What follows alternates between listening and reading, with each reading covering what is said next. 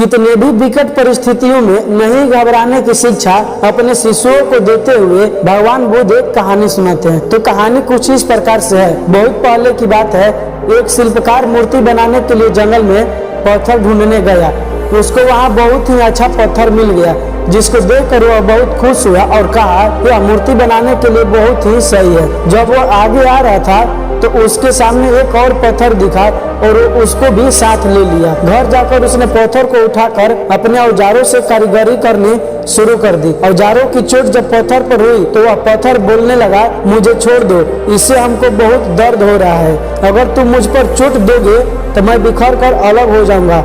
तुम किसी और पत्थर पर मूर्ति बना लो। पत्थर की बात सुनकर शिल्पकार को दया आ गई। उसने पत्थर को छोड़ दिया और दूसरे पत्थर को लेकर मूर्ति बनाने लगा। वह पत्थर कुछ नहीं बोला। कुछ समय में शिल्पकार उस पत्थर से बहुत अच्छा भगवान की मूर्ति बना दी। गांव के लोग मूर्ति बनाने के बाद उसको लेने आए। उन्होंने सोचा कि हमें नारियल फोड़ने के लिए एक और पत्थर की जरूरत होगी। उन्होंने वहां रखे पहले पत्थर को भी साथ ले लिया। मूर्ति को ले जाकर उन्होंने मंदिर में सजा दिया और उसके सामने उस पत्थर को रख दिया।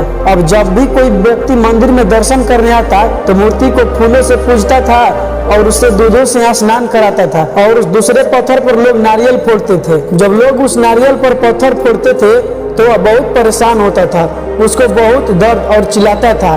कोई उसका सुनने वाला नहीं था। उस पत्थर ने मूर्ति बनी पत्थर से बात करी और कहा, तुम तो बड़े मजे से हो, लोग तुम्हारी पूजा करते हैं, तुम्हें दूध से स्नान कराते हैं और प्रसाद भी चढ़ाते हैं, लेकिन मेरी तो किस्मत ही खराब है। लोग मुझ पर नारियल फोड़कर जाते हैं। इस पर मूर्ति बने पत्थर ने कहा, जब शिल्पकार तुम पर कारीगरी कर रहा था तो तुम उस समय नहीं रुकता तो आज तुम मेरी जगह होता, लेकिन तुमने आसान रास्ता चुना, इसीलिए तुम अभी दुख उठा रहे हो। उस पत्थर को मूर्ति बने पत्थर की बात समझ आ गई थी। उसने कहा, अब से मैं कोई शिकायत नहीं करूंगा। तो दोस्तों, इस कहानी से हमें यह सीख मिलती है कि हमें कभी भी कठिन परिस्थितियों से नहीं घबरानी चाहिए, क्योंकि कठिन परिस्थितियों से घबरा कर अगर हम आसान रास्ता चुनते हैं तो हमें बाद में बहुत परेशानियों का सामना करना पड़ता है।